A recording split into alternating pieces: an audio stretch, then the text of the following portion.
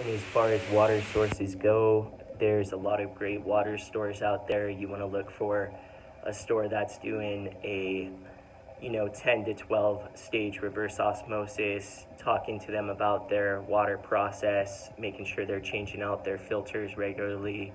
You can go the route of having a home distiller, that's really good, or you can, number one, and highest recommended, collect natural water from different springs around where you live. Just looks like finding it and sourcing it ethically and keeping that process going, and that's structured, charged, mineralized, and ready to go. So these are all things that I really recommend because the water quality is so important, and definitely encourage you all to get out there, enjoy the cold water therapy, nature's waterfalls, rivers, streams, and lakes, and of course the hot springs like I'm doing here.